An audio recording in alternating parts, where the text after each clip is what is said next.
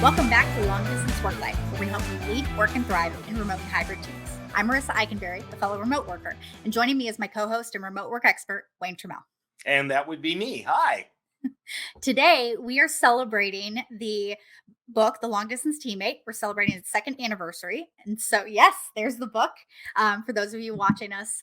And I wanted to use this episode to ask some questions about the book and just more about this book that you've had for the last 2 years. So I do want to start with in the very first chapter, one of the things that you talk about is the 3P model of remote work success. So for those who haven't read the book yet, this shows the three factors that impact the overall quality of remote work. So first off, can you explain this model for our listeners? Yeah, and I'm going to show it for those of you watching on YouTube or wherever you'll be able to see this. The rest of you will just have to follow along. What happened was when we set out to write Long Distance Teammate, the question we had was, what makes a good teammate? So we surveyed hundreds of people and said, when you think of somebody as a good teammate, regardless of where they work, what does that person do, right? What Right. what makes that? And what I found is that there were three factors, and in good community fashion, we like alliteration around here and we like it simple. And we found three factors that made for a great teammate. And fortunately, they all were able to start with the letter P, hence the 3P model. Right. Uh, Look how clever we are. Essentially, the three components are this. The first is productivity, which at first sounds like a big duh. I mean, that's kind of entry level, right? If you're not hauling your weight, if you're not being productive, people probably don't look at you as a great teammate. Right. But when we talk about productivity, we're talking about we're really talking about getting the work done, the right work in the right way in the right amount of time.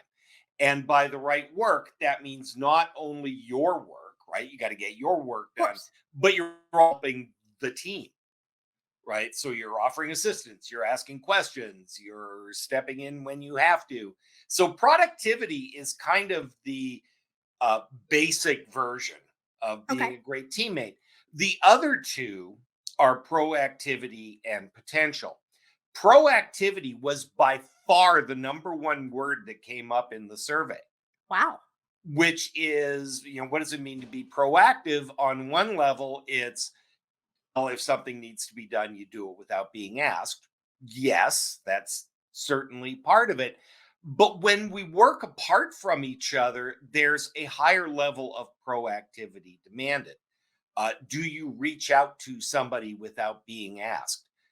Do you step up and volunteer for things? Do you speak up on meetings? Hmm. Uh, if you have, here's a big one, and this is really important in hybrid work and remote work, which is when you have a question,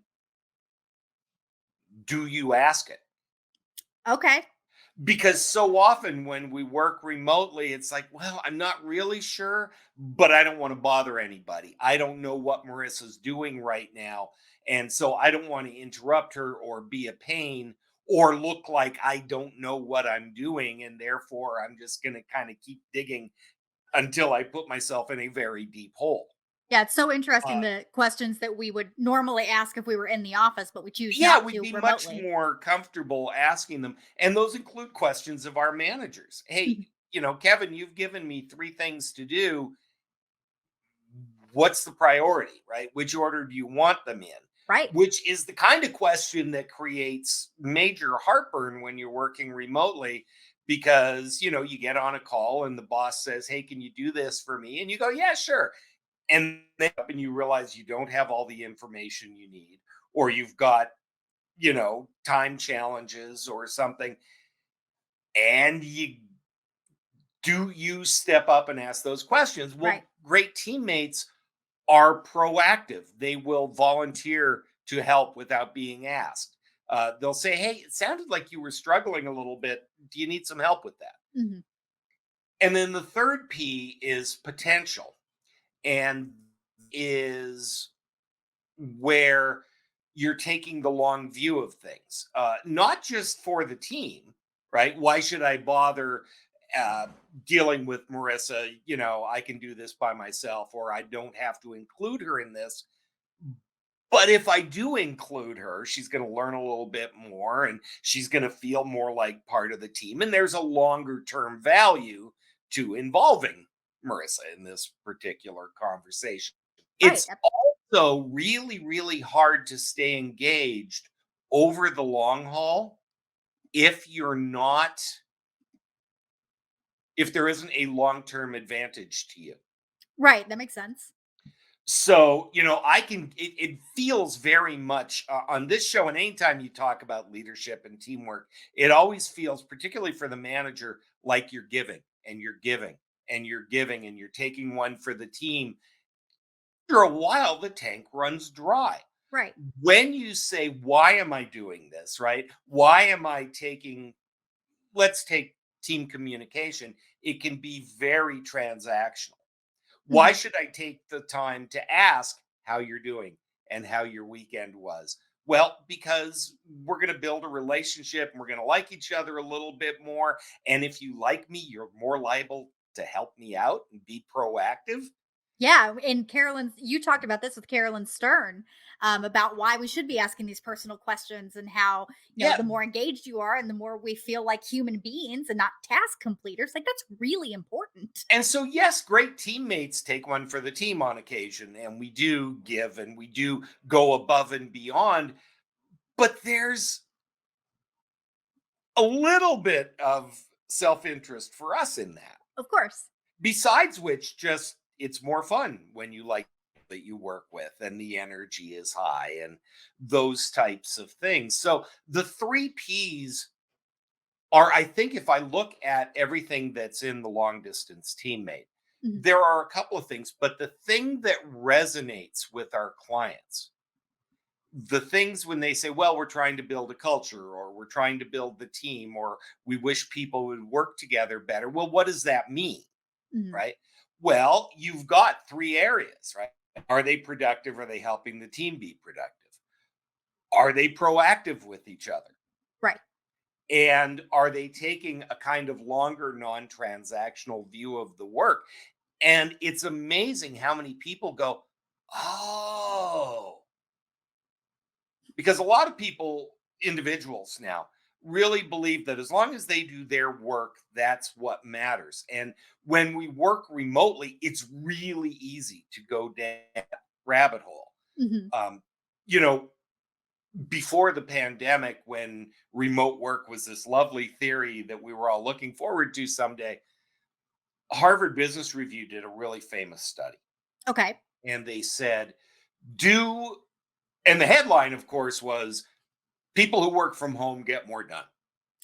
Okay. That was the headline. And Yeah, like all studies, of course, it went much deeper than that. of course. But the fact of the matter, if you judge productivity, for example, by task completion, Mhm. yes, you will probably, if you are trying at all, probably going to achieve more working from home than you do in the office Right. because It's a you can get measurable stuff study. done and people aren't stopping by your desk and there's no birthday cake in the break room and, Yeah. all of that stuff. But when we looked at productivity from a team perspective, Okay. people who work from home can tend to become very focused on their own tasks at the expense of the team. They don't participate as much in meetings. They maybe don't confer with each other as often as they might. Not that they can't, not that Of they course. don't, just sometimes that tendency exists. We get a little siloed. I understand. And there are days when you want, I got stuff to do, leave me alone. Right. I'm but got there my do not disturb on and we're done. but if the team is going to succeed, and particularly in a hybrid environment Mhm. where it's not all a series of individual contributors working on their own work, Mhm. we need to be cognizant of how do we get that team esprit de corps, that morale. And we do that by looking at the three to make up a great teammate, right? Are Yeah. folks productive? Are they proactive? And are they taking a long term potential view of their work? And so I think if I look at the book, it's one of the things I'm most proud of is having that model that people get it. Yeah. So with that, I mean, this book has been out for a couple of years. How have you seen organizations use this model effectively within their remote teams? I mean, is it really just you talking to them and them going, "Oh, hey, I'm not sure that these things are equal." I think, I mean, of course, we do training in a number of different ways and we use this model in a number of different ways. But I think what a lot of organizations have realized is that when the diaspora hit and everybody started working from home, there was a lot of work done on the how do I manage remotely, right? i Right. i used to have my team all here and now I don't, and rightly so. I mean, leadership training is critical Of to a course. good team. But they also realized that they hadn't done a lot to help support the individual. Okay. Uh, other than here are some tips for getting your work done because that's all that's important to us, kind of thing. Yeah. Um, but really, people were complaining, I don't enjoy my work as much as I did when I was in the office, or I don't have the same relationship with my teammates. And so the model has really helped people go, aha, we need to create opportunities for our team members to interact. We need to create opportunities where Marissa is really, really smart about this and Bob needs some help there. Well, Bob's in the office, Marissa's not, but maybe if we intentionally Hmm. connect Bob and Marissa, not only does Bob get what he needs, but it's creating a bond that might not otherwise be there if they didn't share a workspace. Yeah, that absolutely makes sense. That's And awesome. so, as with any good model, and I think Kevin and I have done a good job in the three long distance workplace books of creating very simple conversation starting models that have long reaching effects if you start to dig into them. Yes. Right. And I think that's the 3P model. I think that's what that does. I mean, the long distance teammate was different in that it was aimed at the individual contributor, knowing full well that members are also individual contributors on their teams with their colleagues, Right. right? Absolutely. Yes, I'm the boss of this, but guess what? All the other regional managers are on a team, Right. right? And And they have a I'm just boss. one of those guys. Yeah, absolutely. And so that's what I think makes long distance teammate different. There were books on the market about getting work done and being active, Hmm. and there were books about leading teams, but not on what's my role on the team. Right. And Kevin and I went round and round, and this is one of the few discussions with Kevin I actually won. Okay. So I take great pride in this. Absolutely. Where's the Um, trophy, right? we started talking about team members, Okay. and everything was the team member. And then we realized that there's a difference between somebody who's just a member of the team Hmm. and somebody who people consider to be a great teammate. Okay. And just like we aspire to be not just bosses, but remarkable leaders, I don't want to just be a member of the team. I want people to think of me as a teammate. That's a huge distinction. I hadn't thought about that before. Because you can be, especially on teams full of individual contributors, you can be a perfectly productive member of the team. You Mhm. get your work done. If somebody asks, you respond, but people don't think of you. There's an emotional component Yeah. to the word teammate. that is different than just being another guy that answers to the same boss. Yeah, so I guess all of us need to ask ourselves, like, are we a team member or a teammate? And that's the focus of this book. And I still don't think there's anything exactly like it, but certainly when this came out and the Mhm. timing was what it was, certainly nobody else was having this conversation with readers. Right. Well, and given that too, so, you started writing this book in what we have called on this podcast before the before times. And, so right as, a third of the workforce was beginning to work remotely. So, what was it like to write a book that was so relevant to a topic that was currently spreading through the world? In some ways, it was a little frustrating because the publishing cycle and nobody cares about this. This is inside baseball, Okay. but the publishing cycle, it can take over a year from the time a book is finished till the time it comes out into the world.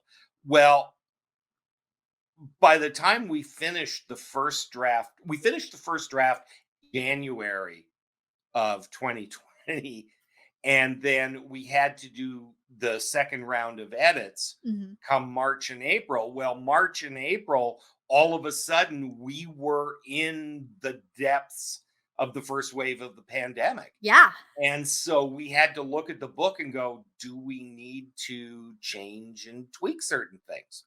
Right. And what we found, blessedly, was not a lot. That's awesome. We had been, I mean, we have an advantage in that we have been teaching leadership, and I had an expertise in the kind of remote and virtual piece for several years before things got critical. Right. And so we were already having these conversations and already talking to people about them. And the analogy I was using, I felt a little bit like the guy with the sandwich board standing there saying, the end is nigh. And now I just have a new sandwich board that said, told you. Right. But the timing was both fortuitous and I think speaks to the fact that Kevin and I and the KG group are always trying to look at what's next. We're not just resting on here's what we know work.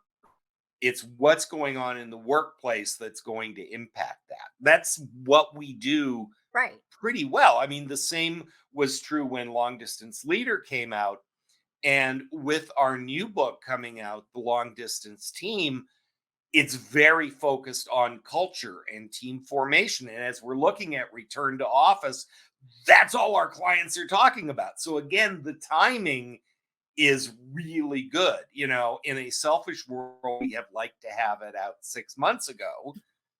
Yeah. The answer is sure we would, but that's the way the book industry works. Right. But Well, and we've been very lucky with the timing as well as just very deliberate in what we do, and opportunity has kind of met preparation. right, absolutely. Well, and one of the other things, because I know that we're running over time here, and I had a lot more questions that we're not going to get to, and that's okay. But one of the things that because inside baseball, whatever, like you're in Vegas, Kevin is in Indianapolis. Like this book was largely written remotely. I don't think you guys got together in person for this one, did We you? did not physically get together. I think we were together in Chicago for an evening Okay. at a client Yeah. event, and we were starting to out the book. Hmm. But I think when people say, "Can you collaborate and can you do good work and can you do innovative work?" I kind of Yes. go, "Yes, apparently it can be done." But then you realize that I have worked for Kevin for almost 7 years now, and we have never been in the same place at the same time more than 4 times a year, ever, Yeah. in the time that we've worked together, and certainly in the pandemic kind of main body of that, we didn't. But we work together really well, and we use our webcams and we Of course. collaborate effectively, and all of that stuff. And frankly, if you know anything about the co-writing process, not being within physical grabbing distance of each other was probably a blessing in its own way. Probably in many ways. You know, I know that there are obviously a lot of questions I didn't ask that I'm just not going to get to because we're running out of time. But is there anything that I didn't ask that you wish that I would have had time for? Maybe we can answer that before we close. I think I said that there were a couple of concepts in the book. The big one is the three P's, but there's another one, this concept of ethical visibility. And I think, and dear listener, stick around because I think it deserves its own episode. And so we're going to do, I think, just an episode on that concept. And I think that's important. The big thing I think that I want people to take away is long distance leader was aimed at those with the capital L leader title, Right. right? I am a manager, I am a boss, They've right? got the name on the door. I've got the name on the door, exactly right. But there are teammates who think of themselves as leaders. There are people that people follow, whether they have positional authority or not. Yes. And that's who long distance teammate is for. It's for those people. I love that. I love that. Thank you so much for listening to the Long Distance Work Life. For show notes, transcripts, and other resources, make sure to visit longdistanceworklife.com. If you haven't yet, subscribe to the podcast so you won't miss any future episodes. And while you're there, be sure to like and review. This helps our show reach more teammates and leaders just like you. Feel free to contact us via email or LinkedIn with the links in our show notes and let us know you listened to this episode or even suggest a topic for Wayne and I to tackle in a future episode. And if you'd like to learn more about remote teams, pre-order Wayne and Kevin's new book, The Long Distance Team. You can learn more about the book at longdistanceworklife.com/team. Thanks for joining us. And as Wayne likes to say, don't let the weasels get you down.